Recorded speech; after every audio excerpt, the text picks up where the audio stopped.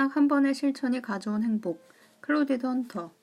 나는 자신감 세미나 중에 청하고 또 청하는 연습에 참가했다. 그 세미나 일주일 전에 내 딸아이 잔냐는 독일 교환학생으로 선발되었다. 하지만 매년 들어가는 비용이 4,000달러나 됐다. 나는 홀몸으로 새 자식을 키우는 입장으로 수중에 4,000달러는커녕 그 돈을 융통할 길조차 막막했다. 나는 근근히 벌어먹고 사는 형편이었다. 저금도 신용카드도 돈을 빌려줄 친척도 없었다. 나는 400만 달러를 구해야 하는 것처럼 눈앞이 캄캄해졌다.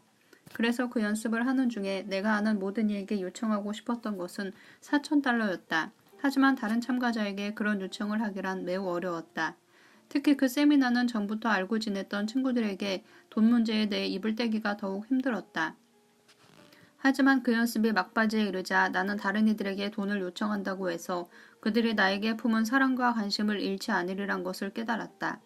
나는 세미나에서 배웠던 것을 행동으로 옮기기로 결심했다. 나는 전단을 만들었다.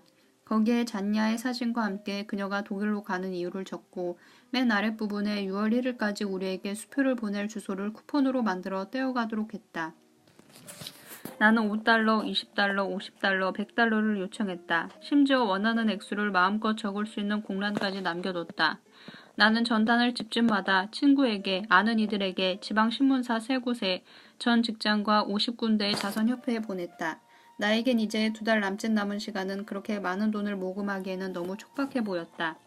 하지만 나는 세미나에서 당신에게 들은 말을 떠올리고 그대로 실천하리라 결심했다. 그래서 나는 내 인생의 모든 일을 창조하고 발전시키고 허락함으로 내 목표를 이룰 수 있다고 의식적으로 되뇌었다. 나는 긍정적인 표현을 썼다. 나는 6월 1일 잔냐의 독일 연습으로 4,000달러를 얻게 될 것이다. 그리고 그 글을 내 화장실 거울에 붙여놓고 복사본을 지갑에 넣고 다니며 매일 틈만 나면 들여다봤다. 그뿐만이 아니었다. 나는 진짜 4,000달러 수표를 써서 자동차 계기판 위에 올려놓았다. 매일 운전으로 여러 시간을 허비하는 나에게 그 수표는 목표를 상기시켰다. 또 100달러짜리 수표의 확대 사진을 잔냐의 침대 위 천장에 붙여놓았다. 당연히 잔냐가 아침에 일어나서 제일 먼저 그리고 밤에 제일 마지막으로 보는 것은 그 수표 사진이 되었다. 내가 잔냐에게 이 계획을 설명했을 때 딸아이는 돈을 요청하는 일이나 긍정적인 표현을 쓰는 일에 내키하지 않았지만 일단 시도해보기로 동의했다. 우리가 처음 받은 선물은 5달러였다. 가장 많은 액수는 800달러였다. 하지만 대부분은 20달러나 50달러였다. 일부는 내가 아는 사람에게, 나머지는 남 모르는 타인에게 받았다. 우리는 모두 하나의 목적 아래 똘똘 뭉친 것이다. 6월 1일 총 모금액은 3,750달러에 이르렀다. 우리는 흥분하고 전율에 떨었다. 이런 경이로운 사태에도 불구하고 나는 나머지 250달러를 어디에서 구해야 할지 막막했다. 하지만 6월 5일까지는 아직 시간이 남아있었다. 마침내 6월 3일 전화벨이 울렸다. 우리 동네 자선협회에서 일하는 한 여성의 전화였다. 내가 시한을 넘겼다는 것은 알아요. 너무 늦었나요? 그녀가 물었다. 아니에요. 나는 대답했다. 그러자 그녀가 말했다. 사실 우리는 잔냐를 정말 돕고 싶지만 고작 250달러가 전부예요. 우리는 총 33명의 개인과 2군데의 자선협회로부터 우리가 필요로 했던 금액을 받았다. 그것도 시한 내에. 이 사건은 나에게 청하는 연습의 놀라운 사례가 되었다. 나는 잔냐가 이 일생일 때의 경험을 영원히 기억하고 그녀의 삶을 유익하게 하려라는 것을 안다. 그리고 나 역시 마찬가지다. 남따라한 시도가 가져온 성공. TV 프로듀서 카를라 모건스턴. 당신이 할 수 있는 무엇이든 시도하고 당신이 꿈꿀 수 있는 무엇이든 시작하라. 대담 속에는 힘과 마법이 존재한다. 괴테. 나는 항상 프로듀서가 되고 싶었고 끊임없이 프로듀서가 된 내 모습을 그려왔다. 나는 진정으로 그것을 원했다. 어느 날 아침 나는 일찍 일어나서 오늘의 LA 포로를 봤다. 마침 글로리아 스테이넘이 출연해서 비범한 행동, 그 일상의 반란이라는 저서를 홍보했다. 그녀는 모든 이가 바로 오늘 비범한 일을 하겠노라고 스스로에게 다짐하면 세상은 훨씬 더 살기 좋아질 거라는 말로 끝을 맺었다. 3시간 후 나는 비범해지기로 결심했다. 나는 전화 수화기를 들고 글로리아의 사무실로 전화해서 그녀와 만날 약속을 했다. 20대의 풋내기에 불과한 내가 그런 어마어마한 일을 해낸 것이다. 나는 글로리아 스테이넘에게 말했다. 저는 당신이 아침 프로그램에 출연해야 한다고 생각합니다. 그녀는 내 말에 동의했다. 그 다음에 나는 그 당시 투데이쇼의 제작국장이었던 스티브 프레드맨을 찾아가 글로리아가 아침쇼의 고정 출연자가 되는 아이디어를 팔았다. 우리는 2년 동안 그 쇼를 맡았고 나는 그렇게 프로듀서로서 첫 발을 내딛었다.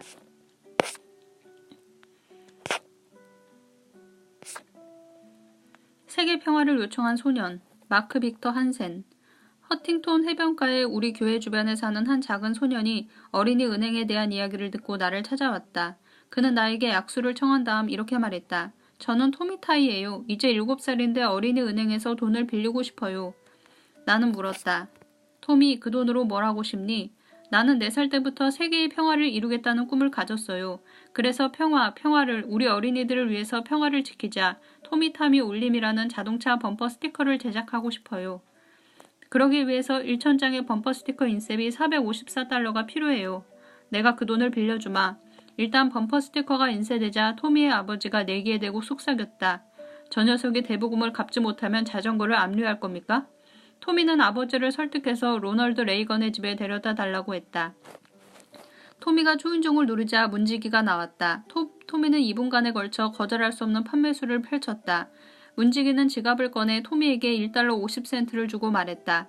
자, 내가 그것을 하나 갖고 싶구나. 여기서 기다리려무나. 내가 전 대통령을 모셔올게. 그 다음에 그는 범퍼 스티커 한 장을 1달러 50센트짜리 계산서와 동봉하여 미하일 고르바초프에게 보냈다. 고르바초프는 그에게 돈과 함께 평화를 위해 나아가세요 토미군, 미하일 고르바초프 대통령이라고 사인한 사진을 보내줬다.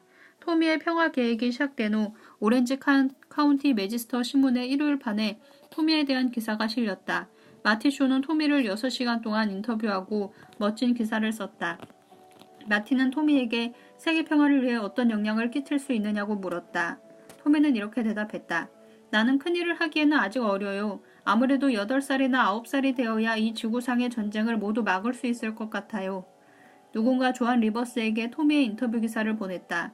그녀는 그 이야기가 마음에 들었기 때문에 당장 토미에게 전화를 걸었다. 토미, 내가 내 TV쇼에 나와줬으면 좋겠구나. 좋아요. 너에게 300달러를 주마. 좋아요. 그런데 나는 겨우 8살이기 때문에 혼자 여행할 수 없어요. 아줌마가 우리 엄마의 경비도 대주실 수 있어요? 좋아. 내가 방금 본 부자와 명사의 생활 방식이라는 프로에 의하면 뉴욕에 가면 트럼프 플라자에서 자야 한대요. 아줌마가 그렇게 해주실 수 있어요? 그래. 또 뉴욕에 가면 엠파이어 스테이트 빌딩과 자유의 여신상을 필히 봐야 한다던데요. 우리 입장권을 구해주실 수 있어요? 그럴게. 좋아요. 참 우리 엄마가 운전을 못한다는 말을 했던가요? 그러니 우리가 아줌마의 리무진을 이용할 수 있을까요? 그럼 조한이 말했다. 토미는 조한 리버스 쇼에 출연했고 조한과 스텝을 비롯한 스튜디오 방청객과 TV 시청자를 사로잡았다. 그는 매우 매력적이고 설득적이었기 때문에 방청객은 즉석에서 지갑을 꺼내 범퍼 스티커를 샀다. 쇼가 끝날 무렵에 조한이 물었다. 토미야, 너는 내 범퍼 스티커가 이 세상에 평화를 가져올 수 있다고 정말 믿니? 토미는 자신만만한 미소를 지었다. 내가 일을 시작한 지 2년도 되지 않았는데 벌써 베를린 장벽이 무너졌잖아요. 그만하면 잘하고 있는 거죠? 자기 가치를 요청한 여성. 제인 블루스테인. 사업을 시작했을 무렵 나는 돈이 한 푼도 없었기 때문에 은행에서 대출을 받기로 결심했다. 하지만 담보가 아무것도 없었다. 당시 우리 집은 부동산 계약서 상에서만 존재했다. 즉 마지막 잔금을 치러야 그 집이 진짜 우리 것이 된다는 뜻이었다. 나는 옷을 차려입고 내 저서를 가지고 은행으로 갔다. 나는 당당하게 대출 담당자를 찾아가서 내 책을 그의 책상에 던졌다. 보세요. 댁은 나를 모를 거예요. 나는 이 은행에 통장을 개설하지 않았지만 방금 수많은 사람을 돕는 사업을 시작했어요. 나는 매우 유능하고 사업 자금이 필요해요. 그가 말했다. 얼마나 필요하십니까? 15,000달러요. 그는 수표를 썼다. 내가 은행 문을 걸어 나올 때 내 안에서 이런 목소리로 말했다. 내가 뭐라도 되는 줄 아니? 그 말에 나의 또 다른 목소리가 이렇게 반박했다. 무슨 상관이야. 나는 1시간 전보다 15,000달러를 더 지녔잖아. 아무래도 3만 달러를 요청했어야 했는데. 1%의 가능성을 굳게 믿은 부부. 통닭구이가 입안으로 떨어지기를 기다리는 사람은 아주 오랫동안 기다려야 한다. 중국 속담. 릭 갤리나스. 나는 아내 린다와 함께 마이애미 플로리다에서 작은 도토리라는 자신감 향상 프로그램을 막 시작한 참이었다. 어느 날 우리는 샌디에고에서 개최되는 교육회의의 안내문을 받았다. 그것을 다 읽은 후에 우리는 그곳에 반드시 참석해야 한다는 것을 알았다. 하지만 무슨 수로 그럴 수 있을지 막막했다. 사업 초창기였기 때문에 우리는 집에서 일했고 저금을 거의 다 써버린 상태였다. 그래서 여비를 비롯한 다른 경비를 마련할 방법이 없었다. 하지만 우리는 그곳에 가야 한다는 것을 알았고 어떻게든 갈 수 있으리라 믿었다. 그래서 요청을 하기 시작했다. 맨 처음에 나는 샌디에고 회의 주최 측에 전화를 걸어서 우리가 그곳에 가야 하는 이유를 설명하고 2장의 무료 참석권을 보내달라고 요청했다. 그들은 흔쾌히 승낙했다. 내가 린다에게 회의 참석권이 생겼다고 하자 그녀가 말했다. 잘 됐어요. 하지만 우리는 마이애미에 살고 회의는 샌디에고에서 열리잖아요. 이제 무엇을 어떻게 할까요? 우리에게는 비행기표가 필요했다. 나는 노스웨스트 항공사에 전화를 걸어 스티브 킨토 사장에게 사정을 설명하고 마이애미에서 샌디에고까지 비행기표 2장을 요청했다. 그는 대답했다. 그렇게 하겠습니다. 단지 그뿐이었다. 즉각적인 승낙이었다. 하지만 그의 다음 말에 나는 당황을 금치 못했다. 그는 이렇게 말을 이었다. 저에게 요청해 주셔서 감사합니다. 지금 뭐라고 하셨나요? 나는 사람들이 요청하지 않는 이상 이 세상을 위한 최선의 일은 할 수 있는 기회를 얻지 못합니다. 그 최선의 일이란 내 자신을 헌신하는 것인데 지금 당신은 나에게 그렇게 해달라고 요청했습니다. 참으로 멋진 기회가 아니겠습니까? 나는 이런 기회를 주신 당신에게 진심으로 감사하고 싶습니다. 나는 어리빠진 채 그에게 인사하고 수화기를 내려놓았다. 나는 아내에게 말했다. 여보, 비행기표가 생겼어. 그녀가 말했다. 잘 됐어요. 그런데 어디서 묵지요? 다음에 나는 마이애미 시내의 홀리데이인 호텔에 전화를 걸어서 본사의 위치를 물었다. 그리고 홀리데이인 호텔의 본사가 테네시 멤피스에 있다는 말에 나는 테네시로 전화했다. 그쪽에서는 캘리포니아 지역 홀리데이인 호텔 전부를 총괄하는 샌프란시스코 담당자를 일러줬다. 나는 그에게 우리가 귀사의 호텔에서 사흘 동안 공짜로 묵게 해달라고 요청했다. 그는 샌디에고 시내에 새로 오픈한 호텔이 어떻겠느냐고 물었다. 나는 대답했다. 괜찮겠는데요? 그가 다시 말했다. 그런데 미리 드릴 말씀이 있습니다. 그 호텔은 회의가 개최되는 대학 캠퍼스에서 35마일이나 떨어졌기 때문에 두 분께서 교통수단을 마련하셔야 할 겁니다. 말을 사는 한이 있더라도 교통편을 마련하겠소. 나는 그에게 감사의 말과 함께 통화를 마친 다음에 아내에게 말했다. 여보, 우리는 회의 입장권과 비행기표와 잘 곳이 있어. 이제 필요한 것은 호텔과 회의장을 하루에 2번씩 오가는 방법을 찾아내는 거야. 그리고 나는 내셔널 렌트카 회사에 전화를 걸어 사정을 말하고 우리를 도와달라고 요청했다. 그들은 말했다. 신형 올드 88 모델은 어떻겠습니까? 나는 좋다고 대답했다. 우리는 하루 만에 모든 일을 다 처리했다. 우리는 회의 기간 중에 그럭저럭 식사를 때웠지만 결국 가진 돈도 거의 바닥이 났다. 그래서 나는 회의가 끝나기 전에 나는 자리에서 일어나 일반 회원 앞에서 그 이야기를 들려주고 다음 말을 덧붙였다. 지금 우리에게 자발적으로 점심을 대접하겠다는 분들의 신청을 기꺼이 받아들이겠습니다. 약 50여 명의 자리에서 일어났고 우리는 두말할 나위 없이 멋진 식사 대접을 받았다. 정열적으로 요청한 부부, 제키 밀러. 막바지에 이르러 우리는 브라질 리오데자네이로에서 개최되는 제1차 환경정상회의에 참석하기로 결정했다. 교통비와 숙식비 그리고 우리가 회의 참석자들에게 배포하려는 자신감에 대한 소책자를 인쇄하는 데 드는 비용이 총 $8,000인데 반하여 모금할 시간은 겨우 2주일이 고작이었다. 게다가 우리는 여권 및 비자 수속의 호텔 예약도 해야 했다. 우리는 인간이 스스로를 소중히 여기지 않는다면 인간의 생존에 필요 불가결한 환경을 귀하게 여기지 않으리란 사실을 마음속 깊이 알고 있었다. 그래서 그 환경회의에 참석하여 환경위기가 곧 우리가 현재 영혼과 가슴 속에서 경험하는 위기와 직결되어 있음을 세상에 알릴 필요가 있다고 여겼다. 우리는 이 중요한 메시지를 세상에 전하려는 정열에 불타올라 사람들에게 전화를 걸어 도움을 요청했다. 첫날 통화했던 어떤 이가 $500를 기부했다. 그 다음 전화는 한 여성과 연결되었다. 그녀는 막 공항으로 떠나려던 참이므로 2분밖에 시간을 낼 수가 없다고 했다. 하지만 그녀는 단 2분간의 짧은 통화 끝에 $1,000를 기부했다. 그녀는 우리를 알지도 못했지만 우리가 품은 목적에 대한 정열에 큰 감동을 받아 우리를 돕고 싶어 했다. 사실 그녀는 격한 감동으로 통화 중에 울먹이기도 했다. 그녀는 자신이 그토록 깊은 감동을 받았다는 사실에 놀라고 우리를 돕게 되어서 매우 기쁘다고 했다. 여러분이 어떤 목적을 품고 그 일이 중요할 뿐 아니라 많은 사람들을 도울 수 있음을 알 때 다른 일을 쉽게 설득할 수 있다. 2주일에 $8,000를 모금하다니 그 대부분은 우리가 전에 알지 못했던 이들에게 받았다. 공포와 맞서 요청한 남자 마크 빅터 한센. 어느 주말에 밴쿠버 출신 말콤은 약혼녀와 함께 브리티시 콜롬비아의 북쪽 숲을 하이킹하고 있었다. 그들은 어쩌다가 어미곰과 새끼곰과 맞닥뜨렸다. 어미곰은 새끼를 보호하려고 그의 약혼녀를 사로잡았다. 말콤은 겨우 165cm였고 곰은 거대했지만 그는 용기를 내서 약혼녀를 구하려고 나섰다. 어미곰은 약혼녀를 놓는 대신 그를 움켜잡고 온몸의 주요한 뼈를 으스러뜨렸다. 그리고 날카로운 손톱으로 그의 얼굴에서 두개골 뒤쪽에 이르기까지 깊은 상처를 냈다. 말콤이 살아났다는 사실조차 기적이었다. 그는 8년 동안 회복수술을 받았고 의사들은 할 수 있는 모든 능력을 발휘해서 성형수술을 했다. 하지만 그 결과는 그다지 좋지 않았다. 그는 추한 사내가 되었고 더 이상 얼굴을 들고 세상에 나가고 싶지 않았다. 그래서 말콤은 어느 날 휠체어를 타고 병원 10층 지붕 위로 올라가 뛰어내릴 준비를 했다.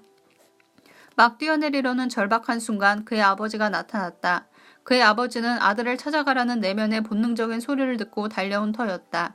절대절명의 순간 그의 아버지가 계단 꼭대기에 나타나서 소리쳤다. 말콤, 기다려라. 아버지의 목소리를 알아들은 말콤은 휠체어를 돌려 세웠다. 아버지가 말을 이었다. 말콤, 모든 인간은 내면에 깊은 흉터를 가지고 있단다. 우리 대부분은 미소와 화장과 좋은 의상으로 그것을 감추고 있지만 내 흉터는 밖으로 드러났을 뿐이다. 그러나 흉터가 겉에 있든 속에 있든 우리가 상처를 받았다는 점은 다 똑같다. 아들아, 우리는 모두 어떤 식으로든 깊은 흉터를 안고 살아간단다. 말콤은 도저히 그 건물에서 뛰어내릴 수 없었다.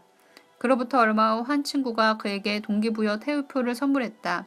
그는 그 테이프에서 폴 제퍼스에 대한 부분을 들었다. 폴은 42살의 나이에 청각을 상실했지만 이 세상에서 가장 뛰어난 판매사원이 된 사람이었다. 말콤은 폴의 말에 귀를 기울였다. 시련은 평범한 사람을 비범하게 만들어줍니다. 말콤은 그 자신에게 말했다. 바로 나잖아. 나는 비범해. 말콤은 육체적인 추함 때문에 타인으로부터 거절당하리라는 공포와 맞서 싸워야 했다. 그래서 그는 보험 판매원이 되기로 결정했다. 그 일은 직업 성격상 하루에도 수없이 거절당했기 때문이다. 그는 잠재적인 약점을 하나의 자산으로 만들겠노라고 결심했다. 그는 사람들에게 그의 사진을 박은 명함을 나눠주며 이렇게 말했다. 보시다시피 제 외모는 추합니다. 그러나 여러분이 저를 알 기회를 가진다면 저의 내면이 아름답다는 사실을 발견하실 겁니다. 그리고 1년 후 말콤은 밴쿠버에서 최고의 보험 판매원이 되었다. 경험을 통해 배운 남자, 하브 에커. 나는 플로리다 포트 로데르데일에 위치한 비디오 도매점에서 판매사원으로 일하던 중 내 인생에서 가장 큰 교훈을 배웠다. 당시 우리는 판매 수수료를 받았다. 텔레비전과 비디오 카메라 같은 기계류는 수수료가 적은 데 반하여 배터리와 가방을 비롯한 기타 선택 부속품의 수수료는 많았다. 어느 날 한 남자가 허둥지둥 들어왔다. 그는 가족과 함께 여행을 가는 중인데 비디오 카메라 한 대를 달라고 했다. 그리고 가족이 차에서 기다리고 있으니 물건을 빨리 달라고 했다. 그는 나를 믿고 이렇게 말했다. 자, 여기 $1000가 있으니 나에게 적합한 비디오 카메라를 골라주게. 지금 당장 사용할 수 있는 것으로. 그래서 나는 그에게 비디오 카메라의 기종을 추천하고 그 작동법을 보여줬다. 이미 말했다시피 비디오 카메라의 수수료는 낮았기 때문에 나는 그 거래에서 별 이익을 보지 못했다. 나는 속으로 이 손님은 굉장히 바쁘니까 하고 생각하고 다른 선택 부속품을 권하지 않았다. 그리고 사흘 후 그 손님이 몹시 화가 나서 다시 찾아왔다. 그는 나를 원수처럼 노려보며 고래고래 소리를 지르기 시작했다. 나는 자네를 믿었네. 내가 이곳에 오자마자 $1000짜리 수표를 써줬잖아. 그랬으면 자네가 나를 생각해줬어야지. 나는 처음으로 가족과 함께 디즈니랜드에 갔는데 촬영을 시작한 지 단 20분 만에 비디오 카메라의 배터리가 나가버렸단 말일세. 자네가 신경을 써서 여분의 배터리를 팔았어야지. 내가 말했다. 하지만 손님께서 너무 서둘러서요. 자네는 내 휴가를 완전히 망쳐버렸어. 나는 몸둘 바를 몰랐다. 그리고 그 후로 다시는 다른 사람의 생각을 읽거나 그들에게 무엇이 필요한지 지레 짐작하는 잘못을 저지르지 않았다. 나는 여분의 배터리가 필요하지 않으십니까? 라는 단 2초짜리 질문을 던지고 고객에게 결정권을 줬어야 했다. 결국 나는 고객뿐 아니라 소중한 수수료까지 날린 셈이었다. 이제 나는 항상 고객에게 선택권을 주고 그 유용성의 여부를 그들의 판단에 맡기고 있다.